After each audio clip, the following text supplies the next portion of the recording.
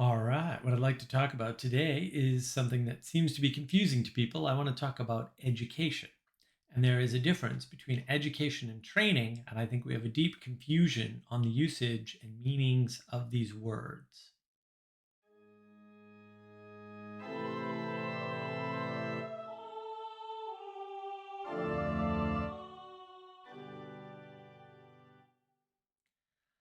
So, education versus training. I don't want to get too much into learning, which is linked into all of this, but modern education we tend to equivocate on quite a bit. So, one of the things we talk about with education is we confuse education as a higher order education, in other words, college or higher ed, with everything below it, right? And we tend to divide it into two groups, or sometimes people, make high school a separate thing. But I think that the difference in what happens to you in school, say from first grade up to high school, is minimal versus the jump from college. So when we talk about education in the United States and how bad it is, we can't be talking about college or universities because colleges and universities are doing quite well. People from all over the world come to our wonderful colleges and universities because we do have some of the best in the world um, in almost all the fields.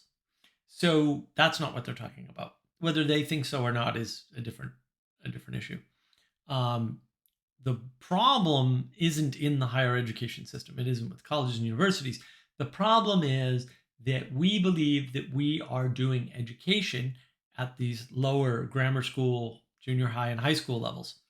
Now, I will argue that there is a problem with college. College tends to be aimed at training more explicitly because you're training for a particular degree, right?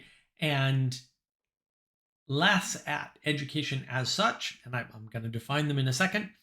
And the real problem is that you need education more than you need training. But in grammar school, junior high, and high school, we're doing a lot of training and we're doing no education. So, what do I mean? Like, what's the difference between these two terms? And why are we using education and not training when we seem to be talking about training? Well, right now, when we're using the word education, we think that we're talking about something around the idea of the ability to think better. So a lot of people say, well, we have to teach critical thinking. Maybe that's possible. Um, but how do you do that? And I think one of the problems is you can't really train directly critical thinking. It requires introspection. It requires all these other skills, right? Like the willingness to question yourself, which is an ego deflation issue, right? You got to be careful with it. You don't want to question yourself too much because then you'll become unconfident and then you won't be able to do things in the world. So there's a lot of conflict around how we deal with these issues. Um, Proper education, to my mind, has to involve participation.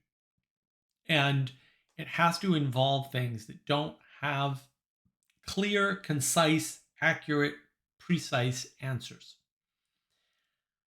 Those things, clear, accurate, concise, and precise, belong to training, right? And the difference is the following: if you're educated, then you're adaptable and able to adapt the information that you have to new situations. The critical thinking is probably at least at a baseline available to you. Training is all about holding you up to a standard. So when you're testing somebody on something, you are training them to adhere to the test, right? Or to adhere to the whatever the test is pointing at. And like, fair enough. Like that's definitely a thing. Um, but what you're not doing is educating people necessarily. Um, the education is more like something where there's an outcome, and as long as you get the right outcome, everyone's happy. And then everybody can you do a different method to get that outcome, and it's fine. Now, you can argue about that's not appropriate. Like in math, you always have to show your work. I tend to disagree with that attitude. I think there are times when you have to show your work for sure, but I don't think you should always have to show your work. because you're arriving at the right answer, you're arriving at the right answer. And maybe you found a shortcut or a way to do things that's different from what the teacher knows about or expects. And that should be encouraged and not discouraged. So that's my argument against, showing your work all the time. There are times when you have to show your work. There are times when you have to show competency in a certain way. But showing competency, you could argue competency is the one test of an education. And the only test for training is a test where you get a score. And when you're being educated, there is no real score, I would say. And so I understand that there's a bleed over and that some training involves just watching people, right? And this gets into John Vervaeke's propositional knowledge versus participatory knowledge. When you're training, you're using propositions. And now you can measure stuff. You're in the land of measurement. Fair enough. You got to measure stuff. So that's what training is. You're measuring your performance against a standard, and then you're training against that standard, whatever it is. So if it's a certain minimum score, right? The SATs have this, right? Oh, you've got an above average SAT score. Okay, good. You're above average in the training set, according to the test. Fantastic. That's wonderful. Very useful. But if you're trying to teach somebody critical thinking, you can't give somebody a test for that. That's not possible. There is no such test. And that's good to know. But also, the thing you really need to keep your eye on is, well, what sorts of things are more educational? The thing that I realized far too late in my life, apparently, is that when I was young, I went to Boy Scouts. I went to 4-H Club. I did summer camp. And I was involved in some summer programs at the private school I was at. Now, I didn't get grades on any of that, which didn't say I didn't learn anything. So there was a lot of learning going on. Summer camp, for example, I took archery, right, as a class. It was a class, right? But we're outdoors firing arrows at targets. And it was my first time with archery. And I scored high enough to not get the intro to archery sort of thing, but the mid-tier. So 2 levels up because I was really good at archery. Probably not so good anymore. But there's no standard by which, right? There were just levels of how good an archer you were. And so once you pass the basic level, you call yourself an archer. And then in my case, I was a mid-level archer because I scored high enough to qualify for that. But it's not a standard to which you're being held, right? I mean, there is a certain minimum standard in that, look, if you're not going to hit the target, you really shouldn't be messing around with bows and arrows because they're dangerous. But beyond that, how good you are just depended upon your score, right? And the score wasn't an A, B, or a C, right? Or anything crazy like that. The score was the number of points you got in with the constraints of how many times you get to fire and how long it takes you and all these other constraints, how far away the targets are, right? There's a bunch of constraints. So that's very different from holding you to a standard of an A, right? And saying this is an absolute standard. And if you get this, you should be of a competence level of X, right? That's backwards. And that's training. Whereas again, education has more of this aspect where we're going to see where it goes, right? And so an education is something like learning the best way to tie-dye your shirt, right? But the best way is not one way. It's the best way for you, right? Or learning how to raise a chicken. The best way to raise a chicken is a way that works for you. It's not one way. You can make arguments about optimal ways and all that, and fair enough. But when you learn a system, a structure with a scoring system that's pegged to a standard, heavily pegged to a standard, direct relationship, we'll say discrete linear relationship, you can't necessarily zap that information out as easily to other things. Whereas with things where you get an education, you're learning about yourself and you're learning about the world and you're participating. So this goes back to, again, propositional versus participatory knowledge. Education is something you participate in, and training is something that you get by proposition. And again, there's some bleed over, so I don't want to draw a hard line here, but I think it's important that we understand that. And then why is this important? Well, because something like nerd culture arises from the worship of knowledge. And knowledge is the highest value. And because they know things, they can do things, which obviously doesn't always work. The smartest people in the world are not the ones doing all the stuff or even the best stuff. And some of the smartest people aren't doing any stuff. Right? They're just writing papers. And I'm not saying that that's valueless, but they're not doing stuff. Like writing a paper does not do anything. It may inspire people to do things. It may be very useful, maybe the most important paper ever written. But if it's not read, it has no impact, right? So it has to be read and acted upon by an agent that is competent, right? And so that's important. So if you're worshiping knowledge, you're looking at those propositions going, ooh, juicy, yummy propositions. That's great. That's the rise of nerd culture. But the important part is whether or not you can learn new things, not what you know now today. And that's the failure of nerd culture. Once you know everything about Star Trek, you're a good Star Trek nerd, until they make more Star Trek. And of course, eventually they did. There's an end to your knowledge. And like that's the highest score. That's your A plus, right? But when you're out there learning things by participating in them, doing them, there's always more to learn. There's different aspects. There's different ways of interacting, and all of that, I would argue, is acceptable. Now, there was a change in the education system in the United States. The big problem is not that they removed religion from schools, although I would argue that's a big problem. They didn't just remove religion from schools. They removed gym. They removed recess. They removed music, and they removed art, all at the same time. These are all participations.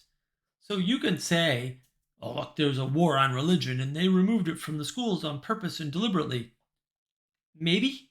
I can totally sympathize with that position, but it's a bigger war. And it wasn't a war on mere religion. And yeah, I'm going to say that a little flippantly. It was a war on participatory knowledge, knowing how to do things in the world, knowing how to get around the world, knowing how to affect change in the world, knowing how to get things done that matter in the world. So that's a big problem, because now what you have are a bunch of robots. You have a bunch of people who don't know how to do things, and they're very easy to control. So that, I think, is the bigger and more scandalous story, not just taking religion out of schools, although still a big deal, right? And once you realize sort of the magnitude of that, they're building robots. They're building human robots who can't participate. That may sound a little conspiratorial. I don't think it was deliberate. I think it was this worship of epistemology, of knowledge as such, as the highest thing. And then we have to get that knowledge into people. So what do? We need to know if it's landing. We have to test for it. Turns everything into a proposition. So there's that propositional tyranny aspect that John Vervaeke talks about. I think it's not my favorite frame, but it's a good frame. But what you're doing is you're teaching quantity, and education teaches quality, and quality can improve indefinitely because it's on an infinite spectrum, roughly speaking. Whereas quantity is not. Quantity always has an ending. Otherwise, it's not useful, because you can't grade people A, B, and C if you don't have 100% standard to grade against. So that's the difference, and that's what people are missing when they're talking about education. They tend to be talking about not colleges and universities, at least not in the US, and they tend to be talking about things that actually are more like training. And at the same time that we've sort of elevated training in the schools, we've taken away the vocations, right? The vocational schools, the trade schools, they've been taken away. And yet, if you look who makes more money, especially coming out of school, tradespeople, carpenters, plumbers, electricians, they make more money coming out of school. And they spend less time in it because they're learning something practical in the world that moves the world.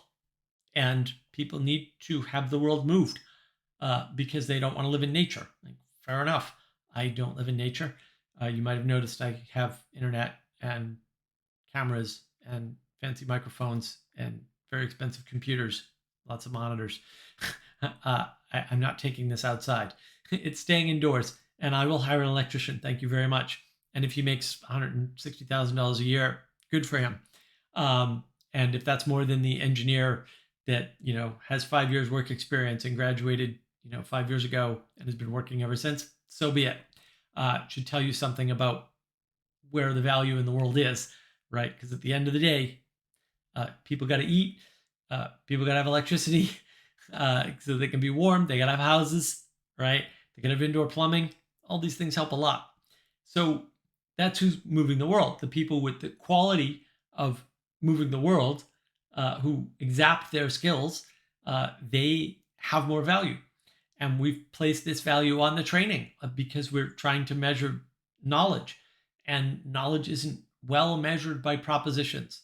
And you can't do without propositions. I'm not saying you have to choose. I'm saying that your primary concern should be on quality, not quantity, on participation in the world, not on propositions of the world.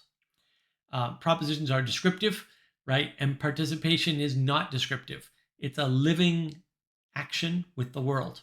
And that's much more important. And that's much more educational. When you interact with the world, it's more educational than when you talk about the world or dissect the world or think about the world in terms of description, right? I don't need to know the description of the things in the room to interact with the room. I can just walk into the room, observe them, and act appropriately. You can always put anything into propositions, which is where we fool ourselves. So the fact that we can do it means that's the way the world is, but that's not true. That's just a representation. So this focus on knowledge, on epistemology, is the highest value. This focus on the need to educate people, which, look, I agree, has forced us to put it into training. And I think that's bad. We don't want to train people so much as we want to educate them. And in our rush to make sure they were all educated and educated in a certain fashion, which I disagree with, we have turned education into training and made it dead to the people who are engaged in it. And I think that's really where my complaint is. And when we don't understand that difference, we fail to see why the education system in the US is failing us. And that's why. That's why. And if you have a college and university system that's dependent upon the money coming in, they're going to lower their standards. And then our standards for education at that level, I would argue, have already gone down and will continue to go down the more they need bodies and cater to bodies rather than filtering people out and elevating their own status and the status of the people that graduate from their institutions. So that's my little bit on education and training and the differences. I hope that was clear. Please leave comments, likes, subscribes, whatever. And I just want to take the time to thank you for watching this video and any of my others. I hope you engage with all of my content because I think it's good. That's why I put all the time into it. And I know the hopefully the lighting's getting better. Hopefully the sound is getting better, right? Probably the editing hasn't gotten better, but that's okay. It's good enough. And it's important to me to have you here watching this. It lets me know that I'm getting a message across. And I just wanted to thank you for your time and attention.